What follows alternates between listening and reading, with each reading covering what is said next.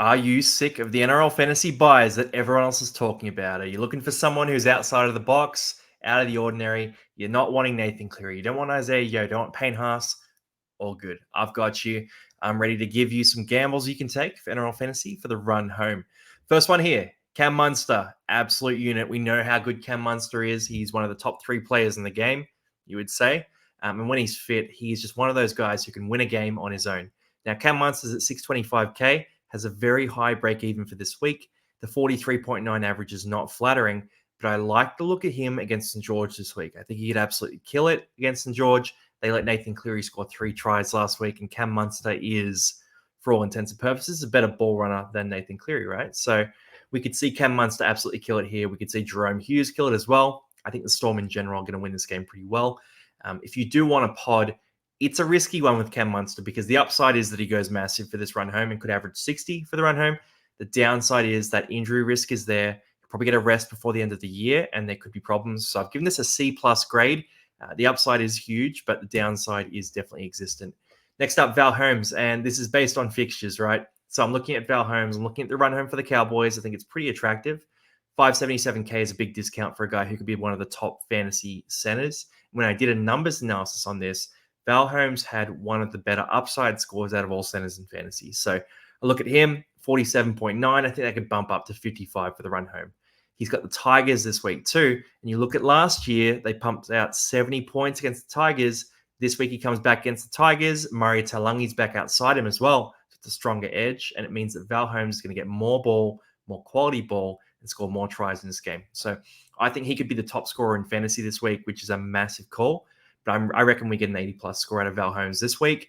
And if you want a pod, if you need a center, 577K, it's a discount for a guy who could be the best scoring center for the run home. So Val Holmes, I love it a lot. Shaun Johnson's next, and this is another one that's absolutely terrifying, but I have to throw it in, right? Because we're looking at those crazy picks. We're looking at upside plays.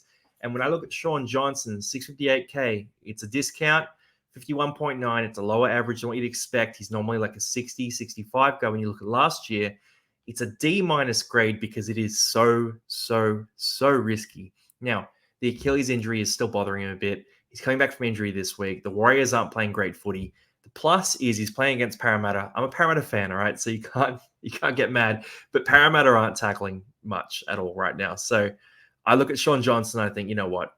He could go off against Parramatta this week.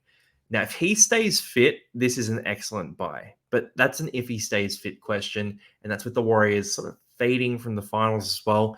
I don't expect Shaun Johnson to play out the season with 80-minute games and in his regular form. I think he might need to come back next year after a long off season. But if you do want to take this gamble, the upside with Shaun Johnson is massive. We know the Warriors, when they're playing well, could be one of the best teams in the comp. Number 4 is Cam Murray, and this one's a little risky because Cam Murray is playing on the edge. So playing on the edge, his career average is about 52, which is across a pretty small sample size. That's a 52 average when I factored in 60+ minutes as well. Saying that, Murray is sliding into the middle a bit too, so we could see that average being, supplemented by the fact that the middle minutes do boost it up a bit. I still look at this and I'm not super hyped on it, but at the same time, if he moves to lock, then suddenly that becomes a 60 to 65 average, and he becomes one of the best players in fantasy. So that's the gamble you're taking, right? Does he play a lot of minutes at lock, or is it all on the edge? I like the fact that Tallis Duncan's on the bench. I like the fact that Cheekham's on the bench, because I think that means that Cam Murray is going to slide into lock quite a bit during this next game. I've given it a B- because I think some of the other options are better. But if you want to take a dice roll that no one else is taking, Cam Murray is that guy. Number 5 is Hudson Young, and he is a massive pod. You would have seen him on our top scorers video the last 2 weeks. He's been the first and the third highest scorer the last 2 weeks. 758K, it's a good price. 53.1 is a solid average, and he plays on the edge, which is a position that is a bit struggling right now, right? It's a bit struggling. It's struggling a bit right now. So I look at him and I go, all right, Dave Feeder is the best edge in fantasy, 100%. But then Angus Crichton, a little bit dodgy. He scored a 38 last week, has a bye coming up next week. Don't love it as much. I look at guys like Elliot Katoa, Jeremiah Nanai, all these sorts of options on the edge, and they're all not performing to that top level. So Hudson Young could be a pod you look at. He scored 80+ the last 2 weeks, and you could make a bet that he keeps that going because he has been scoring well since Fogarty came back. So worth keeping in mind with Hudson Young. I don't mind this pick at all. It's an A-.